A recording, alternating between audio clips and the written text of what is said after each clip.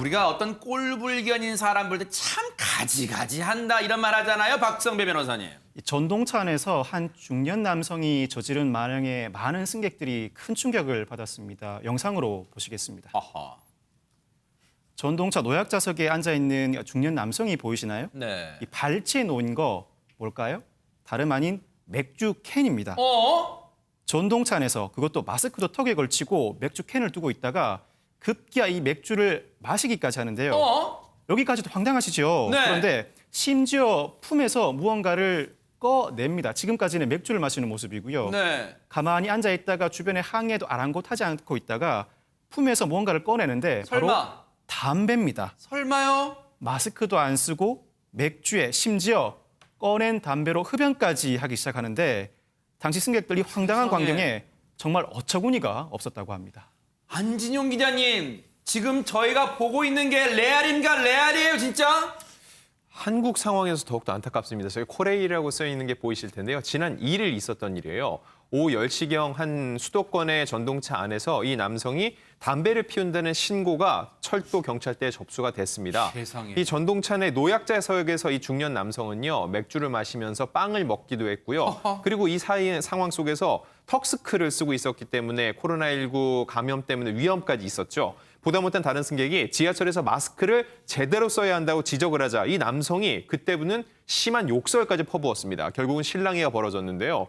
급기야 이 남성은요, 또 다른 승객이 말리는데도 불구하고 아까 보신 바와 같이 양복 안주머니에서 담배를 꺼내 라이터로 불을 붙이기까지 했습니다. 김은배 팀장님, 전동차 안에 무슨 저 남성 소풍 온 거예요, 소풍을?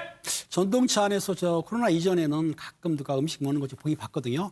하지만 전동차 안에서 담배를 핀다거나 술 먹는 거는 처음인 것 같아요. 세상에. 저렇게 이제 저 사람이 흡연하고 술 먹었을 당시에 그 멘트가 나왔습니다. 안내 방송이 마스크로 코와 입을 완전히 가리고 음식물 섭취하지 않는 말 나오는데도 불구하고 저렇게 담배를 피고 음식 섭취한 거예요. 네. 더군다나 옆에 있던 뭐 노인 같은 경우는 이제 기침하면서 담배기가 흐르니까 네. 뭐 옆 자리를 피했고 또 다른 분들도 자리 피하지 보지 않습니까? 네. 저렇게 물상식한 행동을 했는데 저 연기 보세요. 진짜. 저럴 경우는 철도경찰이 경범죄 처벌로 처벌할 수 있습니다. 네. 근데 저 양반은 그런 걸 생각 안 하는 것 같아요. 아하. 어떻든 간에 전동차에서 담배하고 술을 마신다?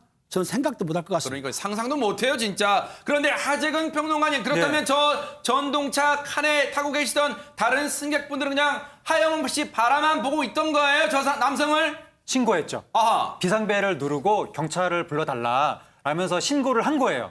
그래서 그 다음 역에서 지하철 직원들이 들어왔어요. 그래서 지하철 직원들이 저 남성하고 실랑이를 벌이면서 내려라 라고 했더니 저 남성이 내리기 싫다라고 해서 싫다고 하니까 지하철 직원분들이 그냥 내린 겁니다. 저 남성을 그냥 두고. 이게 무슨 경우예요, 또? 그 직원분들이 내리면서 다음 역에도 직원이 있으니까 혹시 또 소란을 피우면 다시 신고해달라. 그렇게 이야기를 했다는 거예요. 그렇게 해서 열차는 다시 출발을 했고 저 남성은 또다시 담배를 피우려고 했다고 합니다. 이건 지금 황당에 또 황당이 더해집니다. 손정희 변호사님, 저 남성이 어처구니 없는 행동을 해서 신고한 건데 또 소란 피우면 다음 역에서 신고하세요. 이건 무슨 경우입니까, 이거 지금? 그러니까 저분은 바로 하차시켜서 조치를 했어야 되는 거죠. 그러지 않고 다음 역까지 또 간 거죠.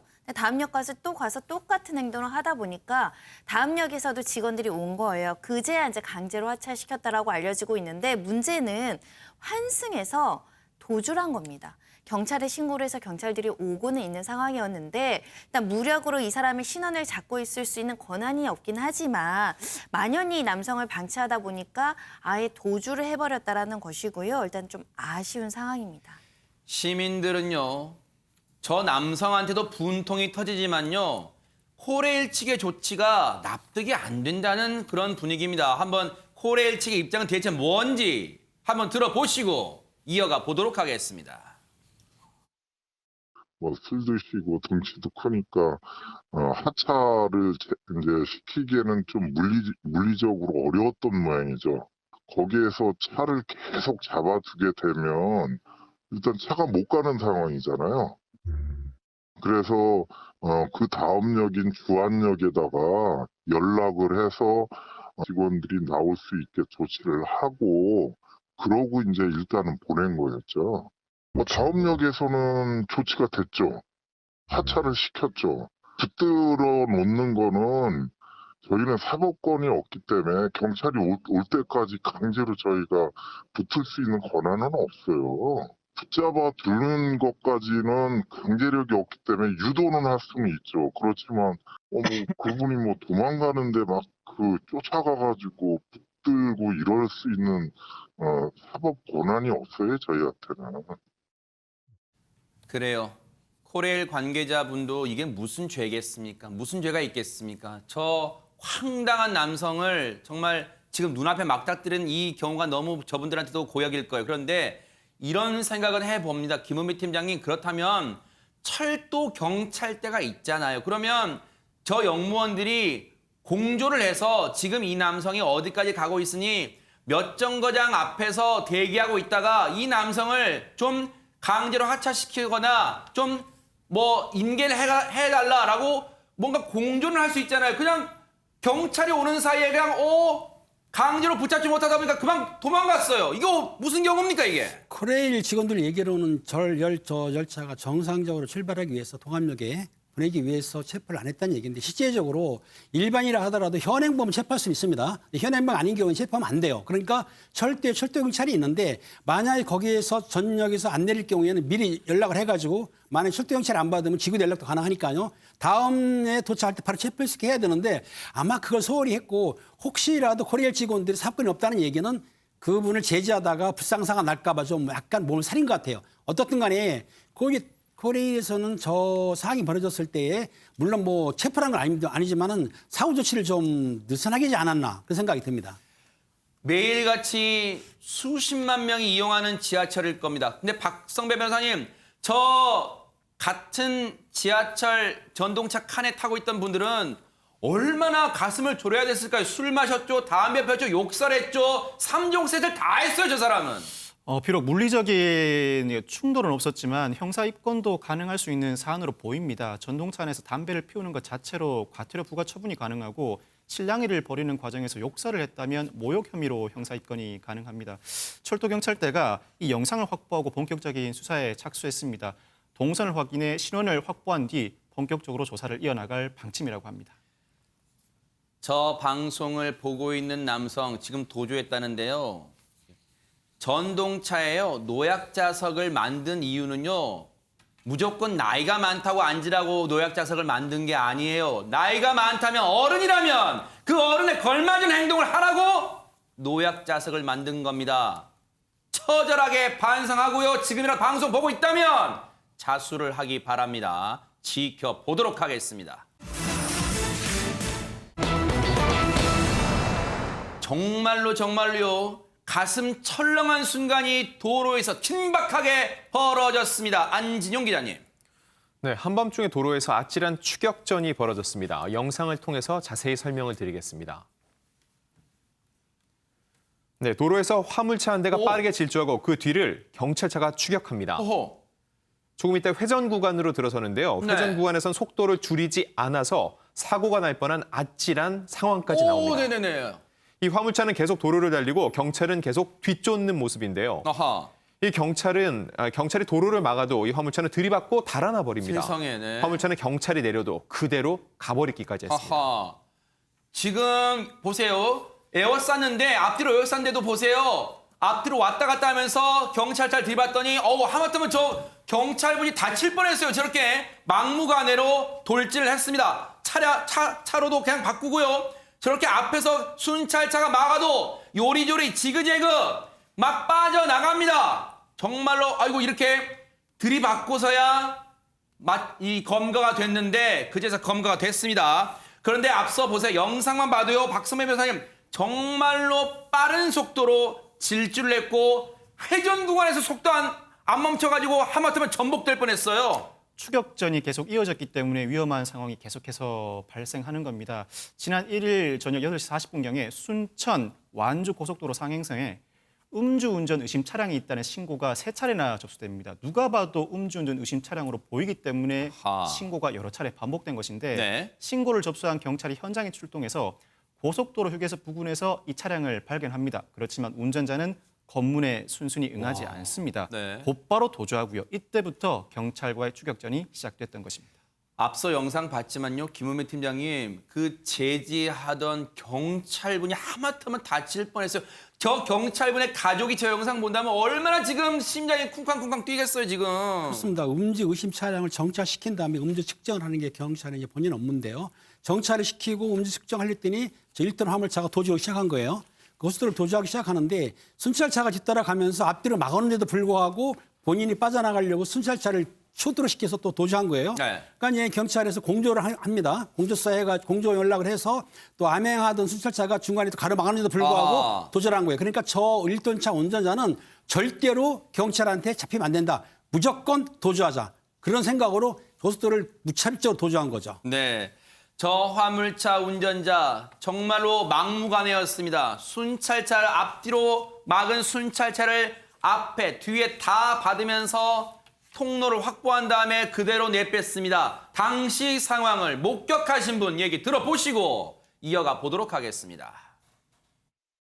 남원 시내 속도 제한이 50km인데 그것보다 더 빠른 속도로 달리고 있었고 또 신호 위반도 하고 있었어요. 제가 목격한 시간이 9시 50분경이었는데 좀 이른 시간이었다면 인명피해나 큰 사고가 이어질 것 같은 상황이었습니다. 지금 이 목격자분 얘기가 진짜 마음에 와 닿습니다. 손정희 변호사님 정말 이런 시간이었으면 큰 인명피해 날 수도 있었을 것 같아요. 실제로 음주 상태인 것뿐만 아니라 굉장히 위험천만하게 가속까지 하는 장면을 보시고 계시고요. 지그재그로 운전하는 중앙선까지 침범을 했다라는 거예요. 만약에 다른 차들이 많았거나 사람들이 도보에 있는 상황이었다고 한다면 아찔한 사고가 날 수도 있는 상황이고요. 이 경찰차도 무서워하지 않는 것으로 봐서는 일반 차는 그냥 들이받고 도망갔을 개연성이 있는 사건입니다. 그러네요. 중앙선 넘나든 데다가 회전 구간에서 속도 줄이지 않고요. 자신의 목숨조차도 위태로웠던 이 화물차 운전자. 그런데 경찰은 어떤 과정 끝에 이 화물차 운전자를 멈추게 할 수 있었을까요? 그 얘기 들어보시고 이어가 보도록 하겠습니다. 남원 IC로 해서 이제 일반 도로로 이제 나갔습니다. 일반 도로 나간 후에 이제 남원 시내에서 이제 계속 이제 그 운행을 하고 이제 추격을 했는데요. 아무래도 이제 고속도로랑 달리 일반 시내는 이제 상당히 위험하고 계속해서 이제 추격을 하는데 시내에서 굉장히 과속을 하고 그다음에 중앙선 침범, 막 인도 침범 이렇게 상당히 난폭하게 위험하게 이제 운전을 계속 하는데 그 더 이상 제지가 안 될 경우에 어떤 다른 교통사고라든가 이런 시민의 어떤 피해가 생길 우려가 상당히 높다고 판단을 하고 저희 그 뒤쫓던 저희 그 암행 순찰차 우리 경찰관이 차량 뒷바퀴를 향해서 이제 실탄 발사를 했는데요. 포탄 한 발하고 이제 실탄 3발을 발사를 했어요. 그 뒤로 한 10여 분 더 추적을 하다가 이제 남원 시내 남원 경찰서 이제 그 지구대 순찰차들도 이제 여러 대가 이제 동원이 출동이 됐는데요. 합동으로 해가지고 검거를 하게 됐습니다. 하재근 평론가님, 네.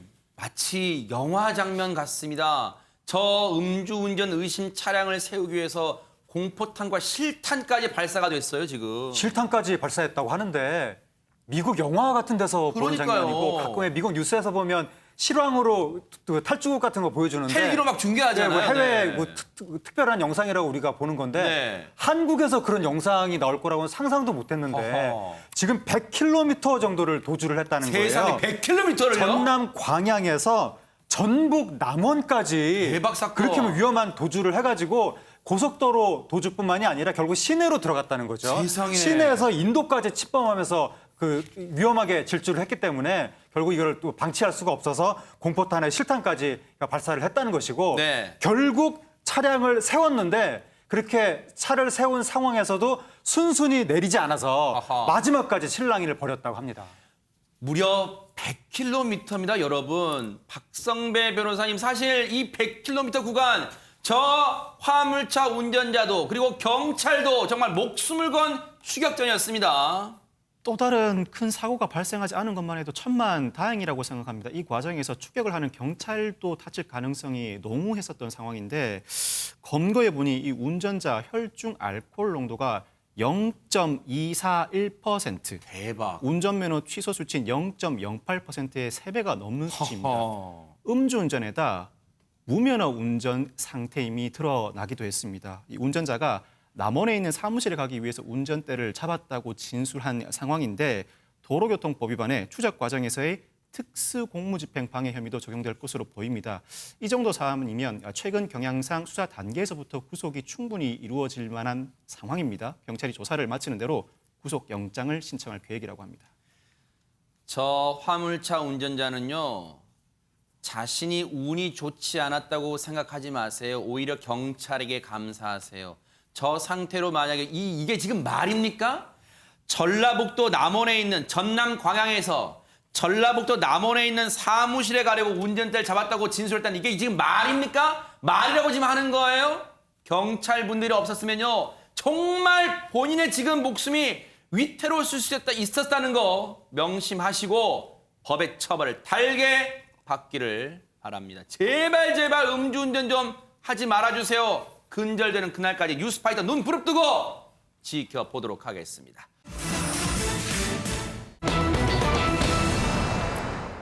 추억이란 단어에는 여러분 좀 긍정적인 의미가 많으실 거예요. 그런데 어제 우리가 법정에서 본 이 추억은 정말 많은 씁쓸함과 분노를 자아냈습니다. 박성배 변호사님. 지난해 이춘재가 8차 사건도 내가 저질렀다고 인정한 이후에 올해 1월 8차 사건 재심 개시 결정이 이루어졌죠. 그리고 바로 어제 이 이춘재 8차 사건 재심에 이춘재 본인이 증인으로 출석했습니다. 어허. 30년 만에 모습을 드러낸 이춘재, 청록색 수의에 하얀색 운동화를 신고 마스크를 착용한 상태로 법정에 들어섭니다. 짧은 스포츠 머리에 군데군데 하얀색 머리가 보이기 시작하는데 오랜 수감 생활 탓인지 얼굴 곳곳에 주름이 패인 상태였습니다. 네. 사실 이춘재가 증인의 지위에 불과하기 때문에 재판부가 영상 촬영 등을 불허한 상태였죠. 그렇지만 재판부는 온 국민의 관심이 집중된 사건인 만큼 본 법정 외에도 별도의 중개법정 한 곳을 마련해서 되도록 많은 사람들이 이 재판을 지켜보도록 조처했습니다. 하하.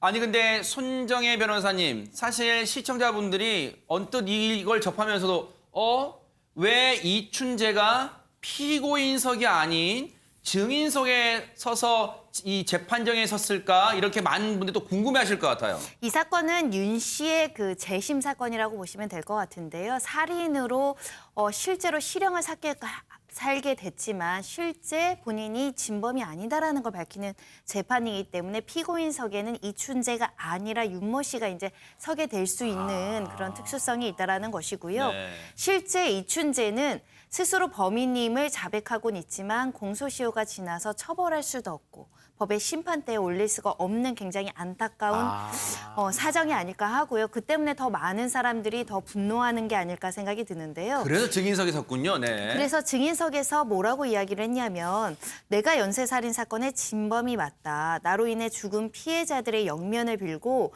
유가족과 사건 관련자 모두에게 사죄한다라는 말은 했습니다. 내가 이 자리에서 증언하는 것도 작은 위로의 과정이라고 생각한다라고 이야기를 하기도 했고요.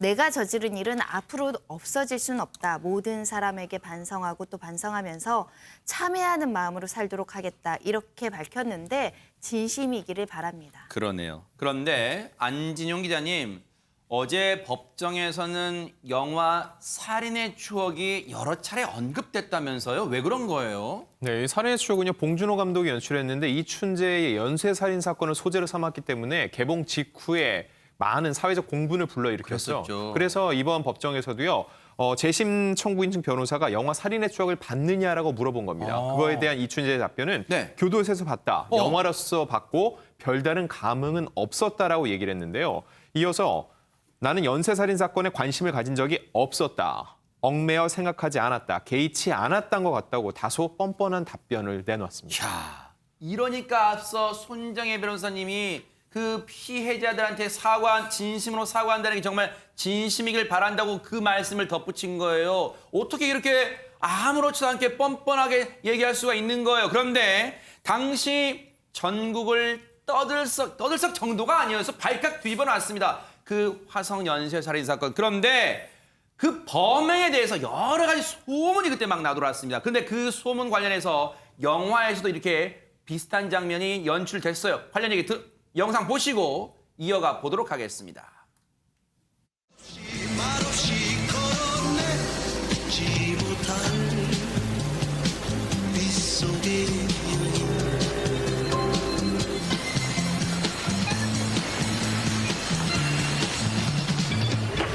그나저나 저러다 진짜로 당하면 어떡하냐?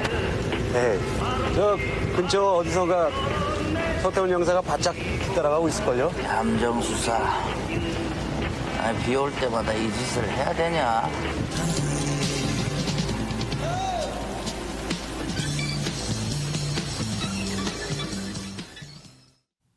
사실 영화에서 저 장면을 볼 때 많은 분들이 정말 숨죽이면서 오싹한 기운에 봤는데 그러면 혹시 저 장면도 어제 법정에서 얘기가 나왔습니까? 하재근 평론가님. 예, 얘기가 나왔는데 비가 오면 빨간 옷 입은 여성을 대상으로 사건이 발생한다는 내용에 대해서 물어보니까 뭐라고 답을 했냐면 사실과 다른 부분이 많이 있어서 신경 써서 보지 않았다. 이게 도대체 무슨 말인지 신경 써서 보지 않았다. 그러니까요. 이게 뭐 남의 일도 아니고 무슨 사소한 일 이야기하듯이 지금 얘기하고 있는 거예요. 얼마나 네. 많은 사람들의 생명을 빼앗고 그 가족들한테 평생 갈 그 상처를 안겨줬으면서 맞아요. 조금이라도 사죄하는 마음이 있으면 저런 식으로 말을 못 하는데 그냥 네. 남의 일 얘기하듯이 툭 던져서 네. 신경 써서 보지 않았다. 얽매여 생각하지 않았다. 네. 정말 너무나 뻔뻔한 태도인 것 같습니다. 네. 당시에 여러 수많은 루머가 돌 정도로 당시 사회에 큰 충격을 줬던 사건인데 그런데 혹시 자신의 범행 동기나 이런 것에 대한 진술은 나왔나요? 어떻습니까? 박성배 변호사님. 온 국민이 연쇄 살인의 이유를 궁금해하기 때문에 재판 과정에서도 이춘재에게 살인 및 간가능 범행을 연이어 저지른 이유가 무엇인지 그 질문이 나왔습니다. 뭐라고 대답했을까요? 이춘재는 특별히 없다라고 대답을 했습니다. 하하. 범행에는 동기가 있어야 하는데 나 스스로도 알 수 없다밖에 대답을 못하겠다라고 답변을 했는데 내가 거짓말한다고 생각할 수도 있겠지만 사실 정말로 범행을 저지른 그 다음 날에조차 딱히 신경 쓰지도 않고 생각해 본 적도 없다라고 세상에. 답을 했습니다. 그동안 14건의 살인, 19건의 강간, 15건의 강간 미수에 대해서 이렇다 할 죄의식이 없음을 스스로 드러냈습니다. 이래놓고 앞서 피해자한테 머리 숙여 진심을 영면하길 바란다 하면서 사과하고 또 사과한다고요? 그 진정성이 있습니까? 그 말을 믿으라고요? 사람입니까? 사람이에요. 그런데 김은배 팀장님, 이런 끔찍한 무지막지한 짓을 저지르고도 아무런 감정 변화, 특히 죄의식도 못 느끼는 이춘재를 보면서 오싹함을 지울 수가 없습니다. 그렇습니다. 이춘재 사건, 우리 경찰의 뼈아픈 사건이죠. 30년 만에 이제 얼굴을 모습을 드러냈습니다. 드러냈는데 이춘재가 하는 말은 그렇습니다. 살인한 뒤에는 순간적으로 잘못했다가 아닙니다. 잘못했다 짧게 생각했지만은 돌아서면은 끝이다라고 했다는 거예요. 하하. 그렇기 때문에 다음 범행도 계속해서 저지르게 됐다. 이게 말이 안 되는 소리 하고 있습니다. 그리고 하하. 연쇄살인 팔자 사건 때 자신이 저지른 사건들이 언론에 나지 않습니까? 그런데도 일체 관심이 없었다는 네. 거예요. 자기가 저지른 사건인데도 언론 나와도 관심이 없었다. 정말 내가 볼 때는 사이코패스가 맞는 것 같고요. 또 그리고 그런 사건이 언론에 떠들었는데도 불구하고 본인은 평상시처럼 회사를 출퇴근했다. 그러니까 세상에. 아무리 큰 사건이 났어도 자기는 그냥 남의 일처럼 생각하고 평범하게 회사를 다녔던 거예요. 세상에. 영화 살인의 추억을 제작했던 봉준호 감독은요. 당시 연쇄살인범의 범행 수법에 대해서 깊이 연구를 해가지고 또 화제를 모았었습니다. 안진용 기자님. 원래 봉준호 감독이 굉장히 많은 취재를 하고 또 디테일하게 연출하는 걸로 유명한데요. 이 범인은 과시적인 성격을 갖고 있기 때문에 자신을 다룬 이 영화를 보러 극장에 올 거라고 판단을 세상에. 했다는 거고요. 네. 근데 마지막 장면에서 보면은 그 형사 역을 맡은 송강호가 정확하게 화면 밖을 이렇게 뚫어져라 보고 있거든요. 네. 이때 이 범인의 눈을 똑바로 주시하도록 하고 싶었다라고 얘기했는데 이 살인의 추억에 보면은요 미치도록 잡고 싶었다라는 영화 카피가 굉장히 유명하잖아요. 예. 시간이 지나도 반드시 널 잡겠다라는 봉준호 감독의 의지를 담은 장면이라고 볼 수 있습니다. 네. 저 터널 장면에서 그 당시 피의자로 나왔던 박해일 씨한테 했던 송강호 씨의 대사가 정말로 유명하잖아요. 밥은 먹고 다니냐? 이게 나중에 이제 애드리블이었다는 게 이제 드러나면서 더 화제를 모기도 했는데 그런데요. 당시에 봉준호 감독이 진범에게 전해주고자 싶었던 그 메시지가 담겼던 장면 같이 한번 보시고 이어가 보도록 하겠습니다. 그 아저씨 얼굴 봤어? 어떻게 생겼어? 그냥 뻔한 얼굴인데? 어떻게? 그냥 평범해요.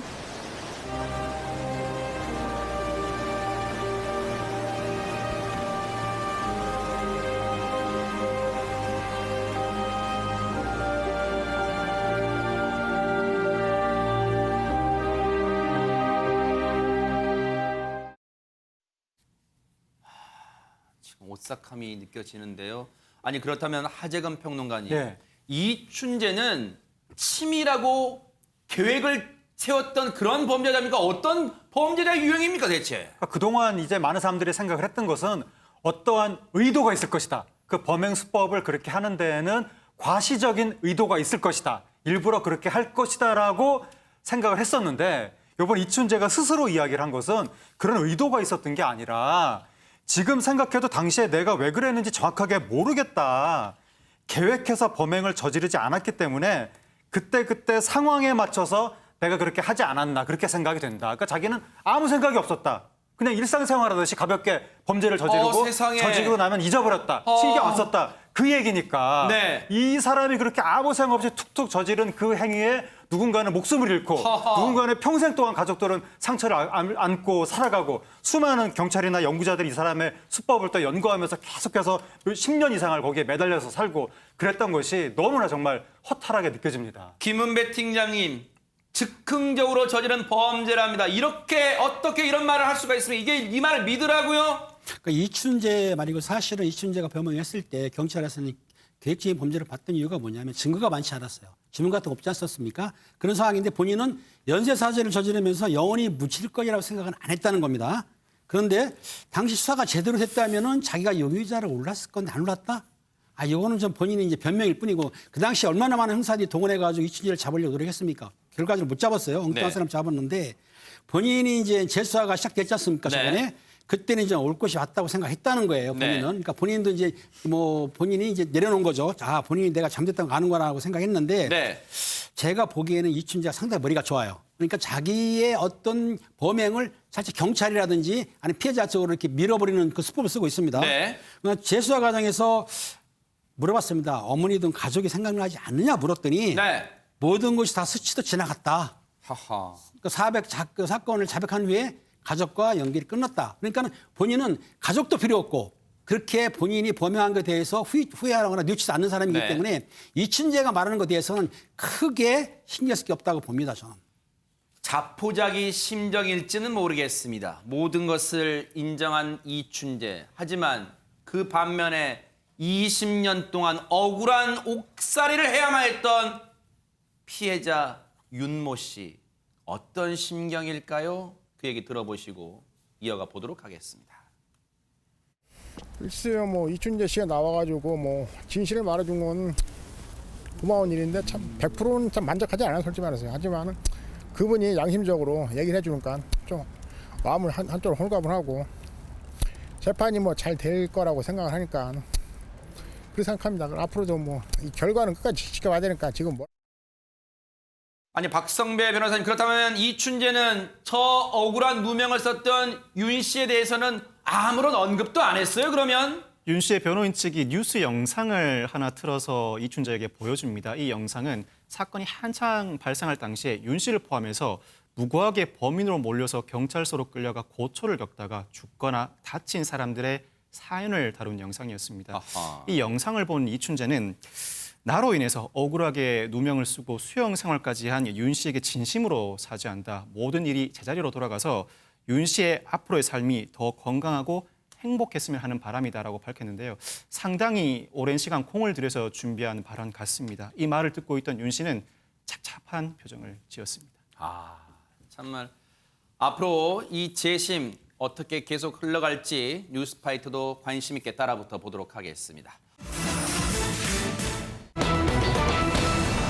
자, 분위기를 확 바꿔 보도록 하겠습니다. 요즘 장안의 화제인 게 환불 원정대인데, 그리고 그 멤버인 이효리 씨 인기가 아주 하늘을 치솟고 있는데, 하지만 천하의 이효리 씨도 이분의 포스 앞에서는 음매 기주고 할 것 같습니다. 안진용 기자님. 네, 바로 1960년대 이효리를 할 수 있는 정훈이 씨의 얘기인데요. 지금보다 훨씬 더 보수적이었던 1960년대 10대 나이에 데뷔를 해서 자유분방한 모습을 보여줬기 때문에 지금 이효리 씨의 그런 당당한 모습이 마치 자신의 그 당시 젊을 때를 보는 것 같아 너무 보기 좋다라고 얘기했고요.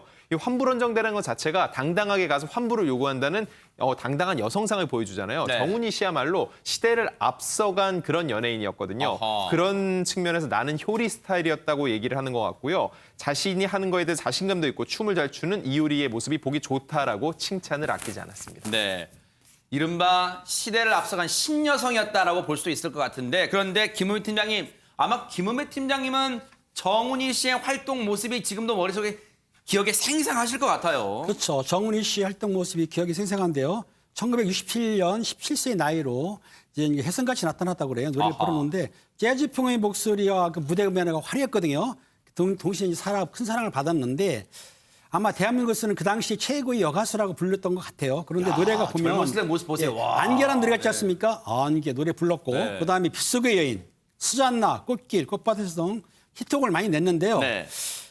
국내 대중가요로서는 최초로 1970년 일본 도쿄 국제가요제에서 아하. 수상을 했습니다. 그래요? 그 후로 칠레라든가 아니면 그리스 등에 해가지고 유수의 국제가요제에서 약 6번 정도를 수상했다는 거예요. 아. 그러니까 한국 음악 유수성을 세계에 널리 알렸는데 아무튼 정훈 씨 노래는 좀 특이합니다. 왜냐하면 약간의 코에 비음이 납니다.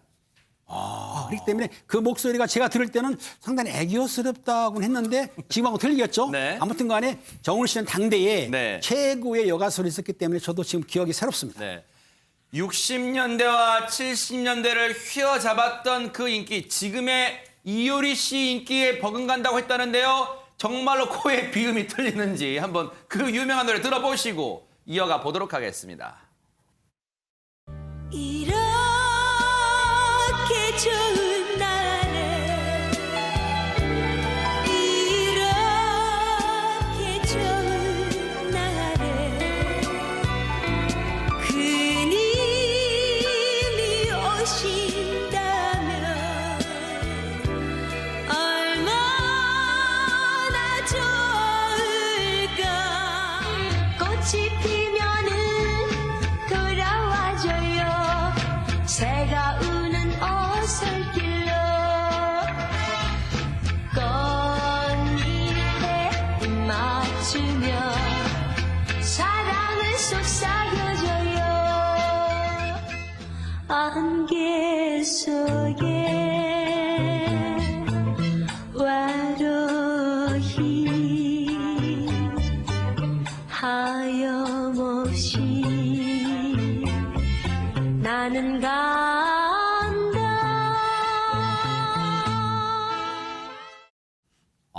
세월이 한참 지났지만 그냥 듣고만 있어도 흥얼흥얼하게 되는데 세월이 지나도 인기도 진짜 변함이 없는 것 같습니다. 손정희 변호사님. 뭐 워낙에 곡들도 좋고 또 노래도 잘하셨기 때문에 많은 사랑을 받았는데 왜 많은 사랑을 받았느냐라고 물어봤더니 본인에 대해서는 굉장히 자연스러운 미인이다 이런 것들을 강조하셨습니다.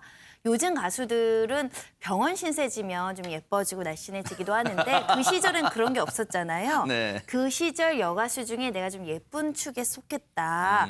그래서 좀 자연미인 쪽에 속했기 때문에 더 그 진솔함이라든가 실력이 더 빛난 거 아니었을까 그런 생각을 해봅니다. 미모 덕분이었을까요? 아니면 실력 덕분이었을까요? 어쨌든 아니면 둘 다 덕분인지 모르겠지만 정말 데뷔 때부터요. 정훈이 씨는 눈꽃 뜰 새 없이 바빴다고 합니다. 관련 얘기 들어보시고 이어가 보도록 하겠습니다. 저는 그때 17살부터 아주 내놓고 외박을 했어요. 17살부터?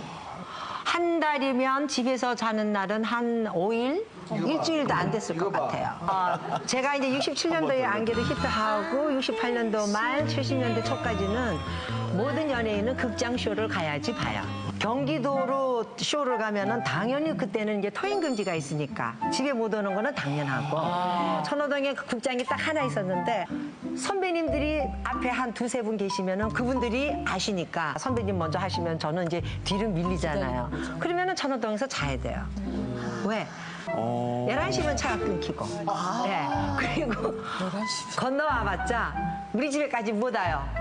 토행금지 걸리니까. 그래서 외박 아닌 외박을 정말 그때는 지금처럼 무슨 뭐 호텔이 있는 것도 아니고 그러니까 여관, 여인숙을.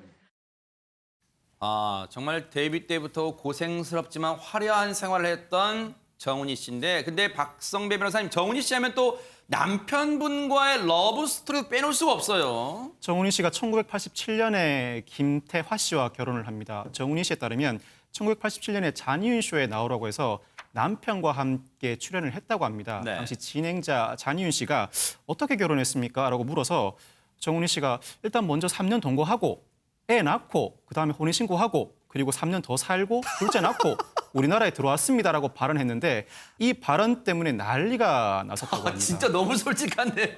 당시에는 여성이 혼전 동거 발언을 하는 것 자체가 엄청난 파격이었다고 합니다. 네. 그때 아는 사람들이 모조리 전화가 와서 세상에 여자가 할 말이 따로 있지라는 반응을 보였다고 하고 당시 PD도 와, 정훈이 정말 알아줘야 된다. 그런 말 어떻게 방송에서 턱할 수 있느냐는 반응을 보였다고 하는데 최근까지 결혼 생활에 대해서 정훈이 씨가 남편과 15년 동안 각방살이를 하고 있다면서 모든 부부가 다 똑같은 방식으로 사는 것 같지는 않다면서 쿨한 반응을 보이게 됐다는 게 있습니다.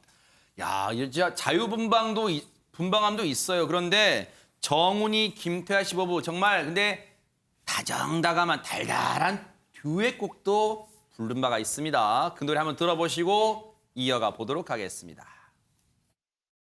기쁠 땐 기쁨을 하나로, 슬플 땐 슬픔을 하나로, 함께 가는 길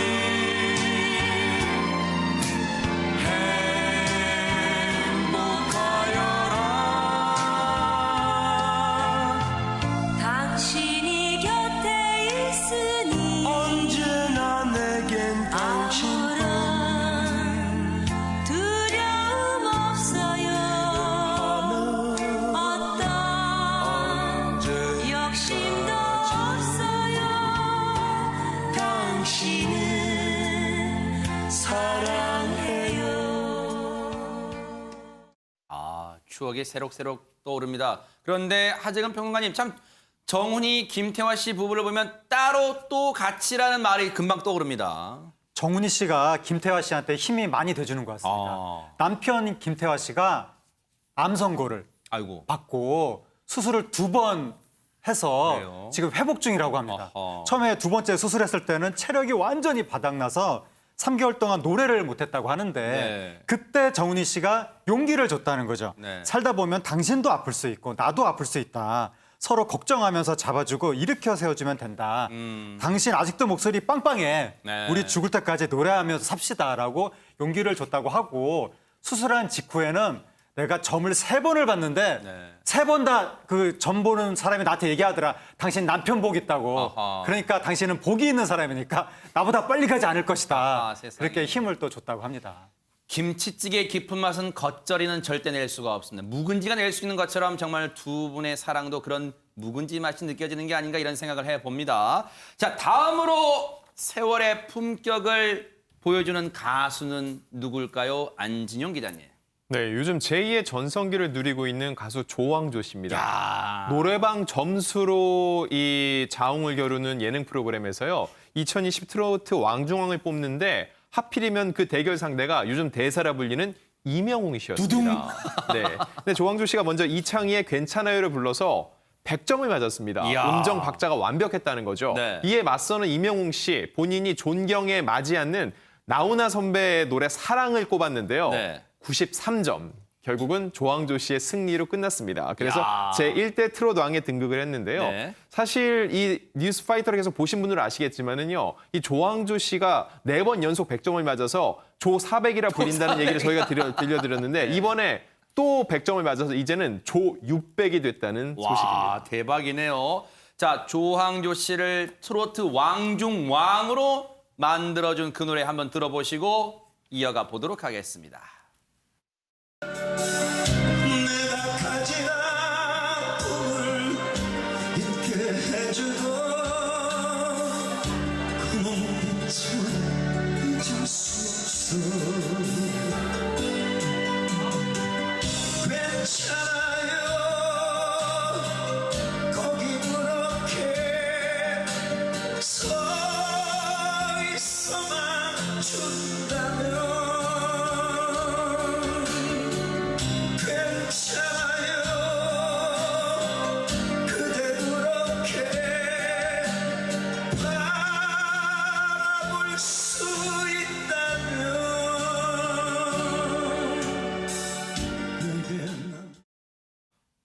조항조 씨 보면 정말 원숭미가 느껴지는데 박성배 변호사님 노래 인생은 어떻게 이루어졌어요 지금? 조항조 씨가 중1 때 영화 밤의 열기 속으로 OST를 들으면서 소울 음악에 푹 빠지게 됐다고 합니다. 그리고 1978년 서기 1999년이라는 밴드의 리드 보컬로 데뷔를 하는데 1997년부터 솔로로 나서면서 남자라는 이유로 만약에 등 많은 히트곡을 내지만 사실 그 이전까지 상당 기간 무명 생활을 겪어야 했습니다. 조항조 씨가 무명 생활 기간 중에도 음악 속에 사는 것 자체로 행복했다면서 음악에 대한 깊은 애정을 내비치기도 했습니다. 여러분들이 아마 못 믿으실 거예요. 저렇게 노래 잘하는 분이 무명 시절이 있었다고? 그런데 그 오랜 무명 시절을 딛고 일어선 조항조 씨의 보석 같은 목소리 한번 듣고 이어가 보도록 하겠습니다. 도 있고 우정도 있고 하늘 아래 살고 있고 저마다 다른 인생 속에 또 하루를 바쁘게 산다 사랑 찾아 인생을 찾아 하루 종일 숨이 차게 뛰어다닌다 서울 하늘 아래서 내 꿈도 가까이 온다. 진짜 조항조 씨의 목소리는 진짜 시원시원한데 근데 김은배 팀장님 무명 시절이 길었단 말은 그걸 뒤집어 보면 뭔가 아내분의 고생도 이만저만이 아니었을 것 같다는 생각이 듭니다. 그렇습니다. 이제 조항조 씨가 아내에 대한 일화를 얘기했는데요. 그 조항조 씨가 아마 그 무명 생활에 지쳐서 미국도 갔다 온 모양이에요. 그런 상황인데 당시에 무명 밴드 생활 하다 보니까 월급 한 달 수입이 15만 원. 지금 15만 원도 틀리겠지만 그러겠죠. 15만 원밖에 못 줬는데도 불구하고 생활비가 부족하지 않습니까? 근데 아내가 보통 돈 달라고 많이 하지 않습니까? 그러지 않았다는 거예요. 아이고. 그러니까 묵묵히 인내한 거죠. 네. 거기에 대해 지금까지 겹치킨 것에 대해서 상당히 이제 고맙게 생각하는 거고요. 네. 뭐 제가 생각하기엔 조항조 씨가 지금 아내한테 고맙다고는 하지만 본인도 그걸 미안함이 있었기 때문에 더 열심히 또 노래하고 열심히 했던 것 같아요. 그 때문에 제가 보기에는 조항조 씨가 무명 생활을 겪었지만은 지금은 그 무명 생활을 바탕으로 해가지고 훌륭한 가수가 되지 않았나 싶습니다. 바로 그 지금의 순간이 있게 해준 사람이 바로 아내 덕분이었고요. 사실 자신의 음악을 즐겨가고 있는 조항조 씨, 그런 조항조 씨를 정말 영웅처럼 생각하는 이명웅 씨가 조항조 씨 노래를 부르곤 했답니다. 그 영상 한번 보시고 이어가 보도록 하겠습니다. 마치 처음 날 사랑하듯 가슴 뜨겁게 와 있지만 나는 왠지 그 사랑이 두려워 오직 나만을 위한 그 약속과 내 곁에서 날 지켜준다는 말 이번만큼은 제발 변치 않길 또 다른 이유로 널 못 본다면 나 살아가는 의미도 없지 만약에 널 위해 나 죽을 수 있다면 날 받아주겠니 이명웅 씨 노래 정말 잘합니다. 근데 안진영 기자님, 뭐 이명웅 씨는 트로트 요즘 대세라고 해도 그건 뭐 과언이 아니잖아요. 사실 조항조 씨가 요즘 전성기를 사실 누리게 된 것도요. 이명웅 씨가 조항조 씨의 노래를 이렇게 다시 부르면서 대중들이 찾아 듣는 것도 분명히 있거든요. 또 오는 25일에요. 네. 가수와 배우를 통합하는 시상식이 열리는데 여기에 이명웅 씨가 참석할 예정이거든요. 네. 현재 트로트 인기 가수 부문 1위를 달리고 있습니다. 네. 사실 2020년 최고의 라이징 스타를 뽑으라면 당연히 이명웅 씨를 빼놓을 수 그러겠죠. 없는데요. 네. 이명웅 씨는 지난 4월에 이제 나만 믿어요 이 신곡을 발표해서 대다수 음원 사이트 상위권을 휩쓸면서 대한민국에서 네로라는 맞아요. 트로트 가수로 자리매김을 했고요. 네. 광곡의 접수, 게다가 이제 전국 투어 콘서트 매진 행진을 이어가고 아이고. 있고요. 그 외에도 예능을 통해서 아주 다양한 매력을 뽐내고 있습니다. 네. 손정혜 변호사님, 사실 이명웅 씨를 아끼는 팬분들이라면 물론 지금 4월에 나온 노래도 좋지만 우리 이명웅 씨, 우리의 영웅 히어로 뭔가 좀 새로운 노래 안 내놓을까? 많이 기대하실 것 같아요. 정식 음원 발매 요청이 쇄도했다라고 이야기 드릴 수밖에 없는 것이고요. 많은 분들 기다리셨을 텐데 바로 내일 정오의 음원 사이트를 통해서 어허. 신곡, 싱글 히어로가 발매가 된다라는 것입니다. 7개월 만에 신곡을 발표하는 것이기 때문에 아마 네. 내일 정오에 실시간으로 이거 검색해 보시는 분들 엄청나지 않을까 생각이 드는데 음원뿐만 아니라 뮤직비디오도 공개를 한다라는 것이고요. 아하. 실제로 이 히어로는 광고에도 산입된 음원이라고 하니까 실제 그 영상과 음원 어떨지 굉장히 기대가 됩니다. 네. 내일 또 낮에 그냥 이 팬분들이 들썩들썩할 것 같습니다. 뉴스파이터도 기대를 해보도록 하겠습니다.